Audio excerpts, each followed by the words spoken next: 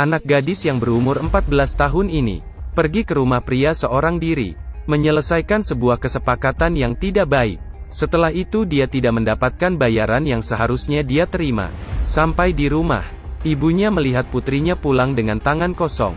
Tidak berbelas kasihan, malah memarahinya, menegur putrinya memberi pelayanan yang kurang, bahkan menamparkan putrinya dengan kuat, agar putrinya mengingat pelajaran yang diberikannya.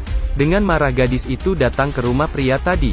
Saat pria itu tidur dia masuk ke dalam, tetapi tetap saja mengeluarkan suara saat membuka laci, dan membuat pria itu bangun. Gadis itu mengambil pistol yang ada di laci, diarahkan pada pria itu, supaya pria itu membayar yang perlu didapatkannya. Tetapi pria di depannya tidak peduli, karena dia percaya gadis kecil ini tidak akan menembak. Tetapi detik berikutnya si gadis malah menembaknya, sampai pria ini mati. Gadis yang membunuhnya ini bernama Jenny. Jenny membawa seluruh simpanannya, pergi meninggalkan Medellin, datang ke New York untuk hidup baru.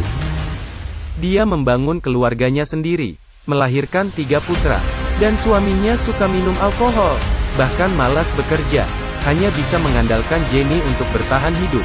Sampai hari ini, kesabaran Jenny terhadap suaminya sudah melewati batas. Perlawanannya langsung mematikan suaminya. Semenjak itu dia kembali membunuh lagi. Kehidupan legendaris dari Jenny dimulai dari pernikahan kedua, karena suami kedua bekerja di bidang narkoba. Jenny mengetahui keuntungan yang dapat diperoleh. Dia menggunakan identitas suaminya, masuk ke dalam jaringan lingkaran narkoba lokal. Ditambah dengan matanya yang tajam dan ide uniknya, dia mempekerjakan model cantik lokal, melakukan pengiriman narkoba yang disimpan dalam tubuh. Dengan kecantikan para gadis ini, narkoba dikirim ke Amerika, untuk memperluas penyebaran narkoba dalam skala besar. Dia membuka pabrik pakaian dalam di Kolombia, bahkan mengajarkan karyawan untuk mendesain bra yang dapat menyimpan narkoba. Dia juga meminta bantuan orang tua cacat yang tidak perlu melakukan pemeriksaan. Dengan tubuh mereka mengangkut narkoba. Dengan cepat bisnis narkoba pun meluas. Narkoba yang dikirim ke Amerika tiap tahun mencapai 1,5 ton. Dan keuntungan tahunan mencapai 20 miliar dolar. Saat bisnisnya sangat baik, dia pun mengirim narkobanya dengan pesawat pribadi. Dalam beberapa tahun, membuat dia menjadi kaya, memiliki banyak perhiasan yang mahal.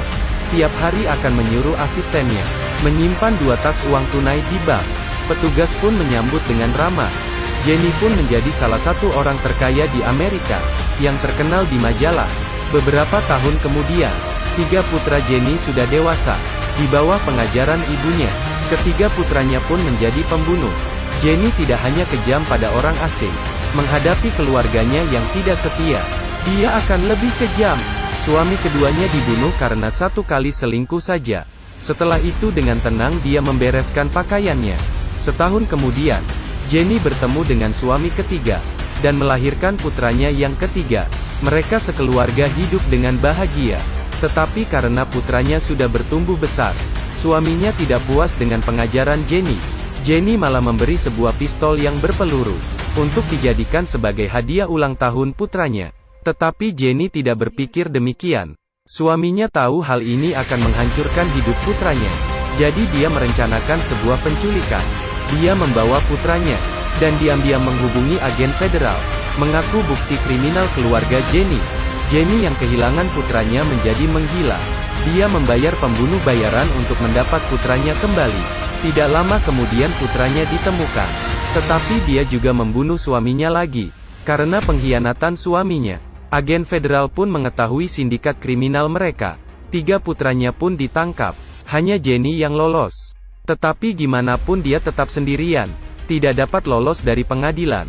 Akhirnya tahun 1985 dia ditangkap, bahkan sekaligus dituntut dengan kasus pembunuhan. Tetapi karena kurangnya bukti, dia hanya bisa dimasukkan ke dalam penjara. Tahun 2004 dia dibebaskan dari penjara, dikirim ke Kolombia. Semenjak itu dia hidup tenang, sampai tahun 2012. Jenny dibunuh oleh 2 orang asing saat dia di jalan. Beginilah akhir hidupnya.